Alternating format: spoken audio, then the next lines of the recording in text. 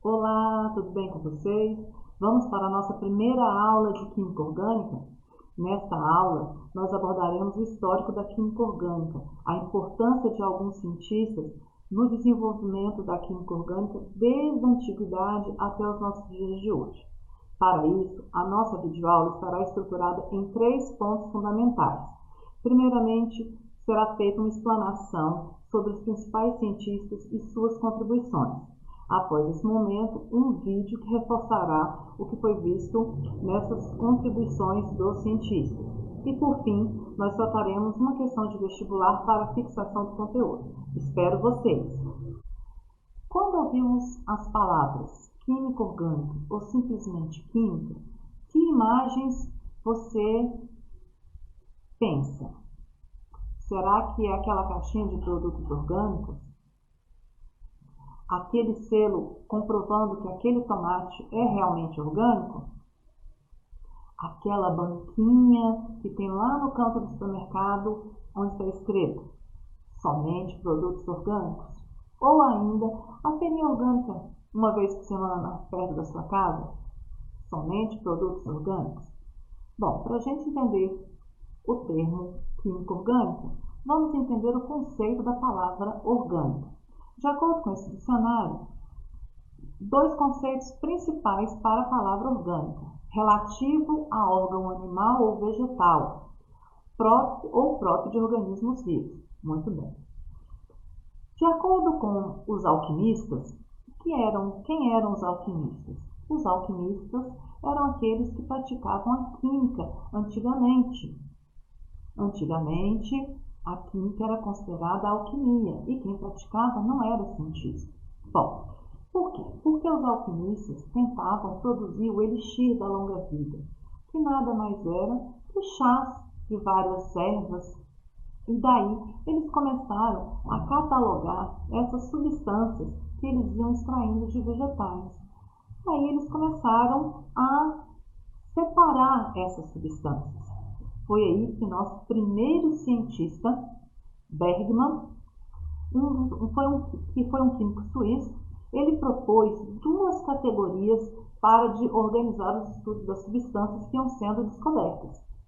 As substâncias que eram extraídas de organismos vivos, sejam eles vegetais ou animais, eram chamadas de substâncias orgânicas, e as substâncias de origem mineral eram chamadas de substâncias inorgânicas.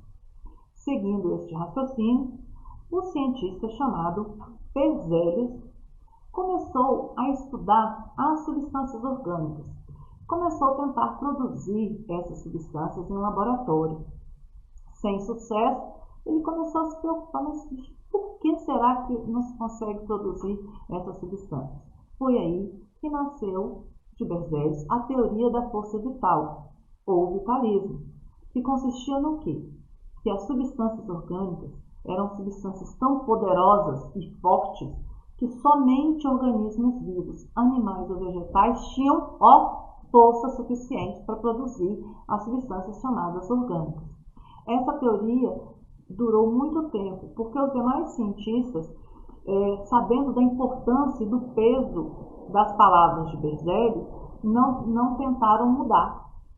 Até que, em 1828, Euler, um químico alemão, preparando uma substância, aquecendo uma substância que era o cianato de amônio, observou que o produto dessa reação era uma substância que já tinha sido extraída de animais, que era a ureia. Foi então que a teoria da força vital começou a cair. Ou seja, que os compostos orgânicos podem sim ser produzidos em laboratório. Eles não são somente extraídos de organismos vivos. Muito bem. E aí? Como que está a química hoje? O que é química orgânica? Será que é a química dos compostos vivos? Para a gente elucidar esse mistério, vamos trabalhar com mais um cientista, que é o cientista chamado Kekulé. Kekulé começou a analisar, após a experiência de Euler, o que ele fez? Ele começou a analisar como eram formadas as substâncias orgânicas, qual era a composição dessas substâncias. E aí ele observou que todo composto orgânico tinha um elemento químico principal, sempre, que era o elemento químico carbono. Daí ele formulou-se o conceito que nós usamos até hoje, que química orgânica é a parte da química que estuda os compostos que contêm o elemento químico carbono. Bom, mas aí vem um conceito fundamental e muito importante. Prestem atenção, hein? Para não dar um nome sério. Todo composto orgânico obrigatoriamente apresenta o elemento carbono na sua fórmula. Mas nem todo composto que apresenta o elemento químico carbono é orgânico. E agora, entenderam? Muito bem. Vou explicar melhor.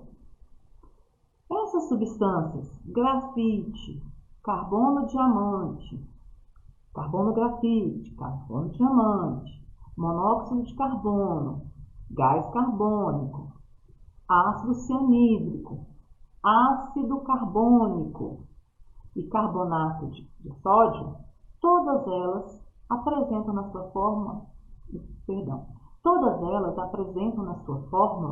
o elemento químico carbono, mas elas não são orgânicas. Por quê? Porque elas apresentam propriedades diferentes dos compostos que são chamados de orgânicos. Foi aí que Kekulé propôs os seus 3 postulados. O primeiro postulado, o carbono é tetravalente. De acordo com o exemplo que nós observamos aí, o carbono faz 4 ligações simples. Por quê?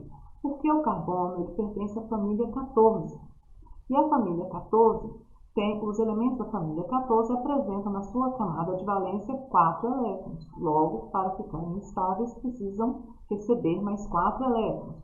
Então, o carbono ele faz 4 ligações simples, 2 ligações duplas, uma ligação tripla e uma simples, ou uma ligação dupla e 2 simples. Por isso que o carbono ele é tetravalente. O segundo postulado, o carbono tem 4 valências livres. O que significa? De acordo com este exemplo, se você observar essas 4 fórmulas, o que elas parecem? Elas parecem 4 compostos diferentes. Por quê? Porque você observa que em cada uma delas, o átomo de cloro está numa posição diferente. Mas isso mostra que mesmo o cloro estando em posições diferentes, todas essas 4 moléculas representam um único composto, que é o cloroformo. E isso é o que significa o segundo postulado. Terceiro postulado, o carbono forma cadeias carbônicas. Opa, cadeias carbônicas? Será que é o carbono preso? Carbono dentro de uma cadeia? Será que é isso? Claro que não, né, gente? Brincadeirinha, tá? O que significa isso? Cadeias carbônicas vêm de encadeamento, junção, união. Somente os compostos orgânicos podem fazer encadeamento. É essa a principal característica que diferencia os compostos ditos orgânicos dos não orgânicos. Lembra daqueles compostos que eu falei lá atrás, que não são orgânicos, mesmo tendo carbono? Carbono diamante, carbono grafite, ácido cianídrico, gás carbônico, monóxido de carbono, ácido carbônico e carbonato de sódio? Pois é, eles têm um carbono, só que o carbono, junto com os outros elementos que formam a estrutura, eles não formam encadeamento. E o que são esses encadeamentos? São vários átomos de carbono se ligando entre si. E isso só ocorre em moléculas orgânicas. Muito bem. Bom, para nós respondermos o próximo a essa questão de vestibular, nós vamos ver um vídeo para reforçar tudo aquilo que nós tratamos durante essa primeira aula. Vamos lá?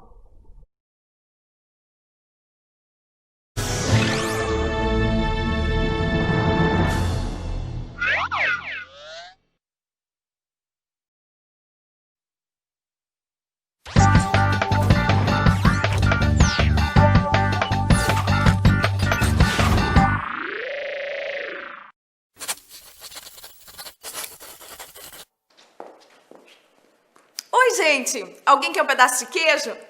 Vocês sabiam que, como esse pedaço de queijo aqui, diversos processos e substâncias extraídas e existentes na natureza são conhecidos desde a antiguidade? Como o vinho, que embalava as grandes orgias romanas, o sal, usado na conservação dos alimentos. Entretanto, os processos de obtenção de substâncias a partir de produtos naturais foram sistematizados somente no século XVIII. O químico sueco Stille extraiu uma série de substâncias, como por exemplo, o ácido lático do leite, o ácido tartárico da uva e o ácido cítrico do limão. Nessa mesma época, o termo química orgânica começou a ser usado na literatura científica pelo químico Bergman. De acordo com os meus estudos, os compostos orgânicos são as substâncias dos organismos vivos. As demais substâncias do reino mineral são os compostos inorgânicos. Aos poucos, os cientistas, dentre os quais Lavoisier, começaram a perceber que algumas substâncias apresentavam semelhanças entre si e outras acentuadas diferenças. Depois de muitas pesquisas, percebi que o elemento carbono era comum a todas as substâncias provenientes de organismos vivos. Dentro da ideia de que as substâncias orgânicas se originavam dos seres vivos, no início do século XIX, nascia a teoria da força vital. Segundo ela, as substâncias extraídas de organismos vivos não podiam ser sintetizadas em laboratório, pois só poderiam ser formadas pela interferência de uma força vital. Berzelius era um defensor ferrenho dessa teoria. Os compostos orgânicos não podem ser formados somente sob a influência de forças físicas e químicas comuns, mas necessitam da intervenção de uma força vital particular. Não concordando com essa ideia, o químico alemão Euler, amigo e discípulo de Berzelius, depois de anos de trabalho, conseguiu ao acaso, em 1828, sintetizar a ureia. A obtenção foi muito simples. Apenas aqueci o cianato de amônio e, sem interferência da força vital, sintetizei a ureia. Prestem atenção. Esta é a equação da reação de obtenção da ureia.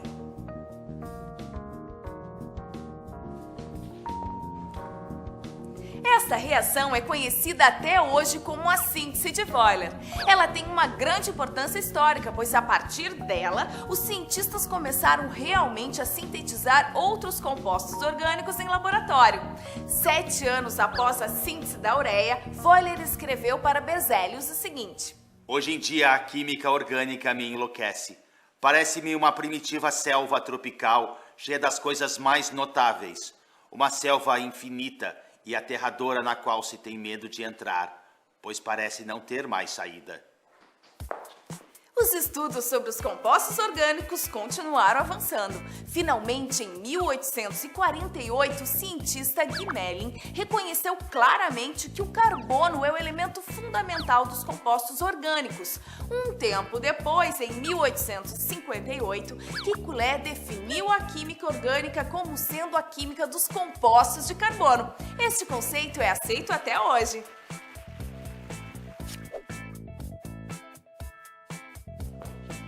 A partir das conclusões de Kekulé, composto orgânico foi definido como sendo a substância que contém o elemento carbono na sua constituição, ou seja, ela existe ou não em organismos vivos. Com as minhas ideias e de Cooper sobre o comportamento químico de carbono, a estrutura desses compostos começou a ser desvendada, isso lá pela metade do século XIX. Nossas ideias, consideradas por muitos como fabulosas, ficaram conhecidas como os postulados de Cooper e Kekulé, e são 3 os fundamentais.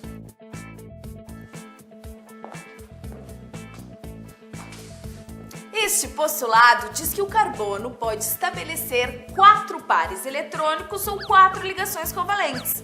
Mas por que 4 ligações? Bem, vocês sabem que o carbono tem número atômico 6, certo? Sendo assim, os elétrons estão distribuídos nas camadas K, 2 elétrons, e na L, 4 elétrons. Por esse motivo, é que a estabilização do átomo de carbono se dá com 4 ligações covalentes. Não esqueçam, o carbono é tetravalente.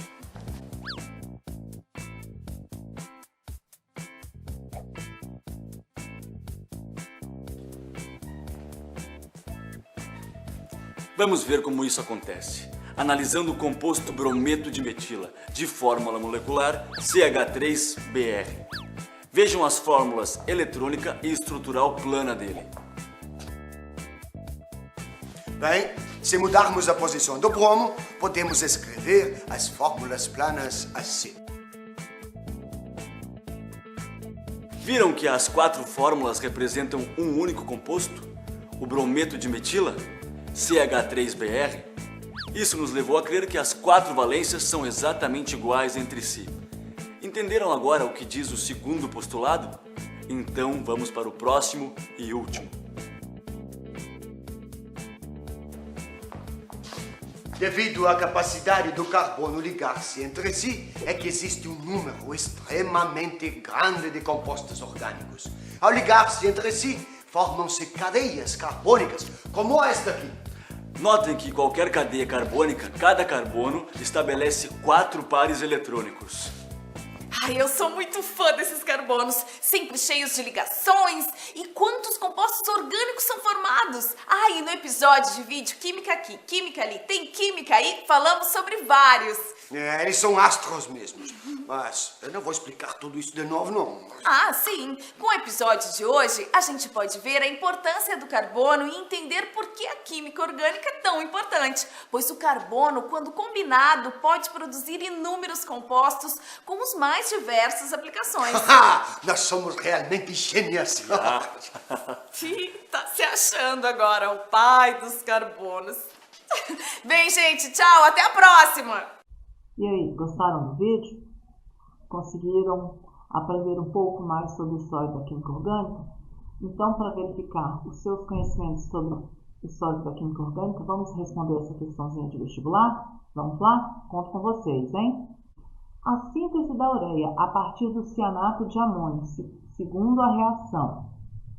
Cianato de amônio, que é um composto inorgânico, foi aquecido e se transformou na ureia. Essa reação foi muito importante e desenvolvida por Boyle.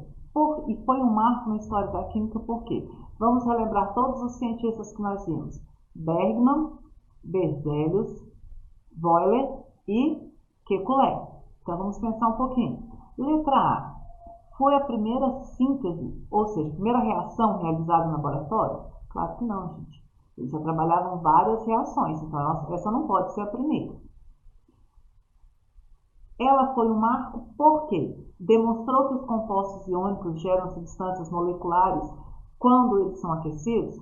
Bom, nem sempre os compostos iônicos produzem substâncias moleculares quando aquecidos, então não pode ter sido um marco por causa disso. Concordam comigo? Letra C. Provou a possibilidade de se sintetizarem os compostos orgânicos a partir de inorgânicos? Olha aí, o que o Boyle conseguiu? Ele, sem querer, ele estava preparando um experimento e, de repente, que até então a teoria que se tinha que os compostos orgânicos só poderiam ser elaborados e ser produzidos por organismos vivos que tinham força suficiente, lembram? Ele conseguiu comprovar que poderia sim sintetizar compostos orgânicos a partir de inorgânicos no laboratório. Olha só, C. Letra D. Provou que o sal de amônio possui estrutura interna covalente? Não. Sal, se é um sal, é um composto iônico, logo não pode ser covalente. E letra E. Provou que a reação de síntese de ureia exotérmica, ele comprovou isso? Essa foi a primeira reação exotérmica? Primeira coisa, e essa reação é exotérmica? Não, ela é endotérmica. Primeiro, não provou isso. Segundo, que ela não é exotérmica, ela é endotérmica, porque está sendo aquecida para produzir a substância, então é porque precisa receber calor. Então, qual a letra que melhor responde essa questão? Alternativa, letra C. Ok? Vamos ver? E aí, obrigada por essa aula de hoje. Seguiremos juntos na próxima aula. Um beijo, fiquem bem. Até mais.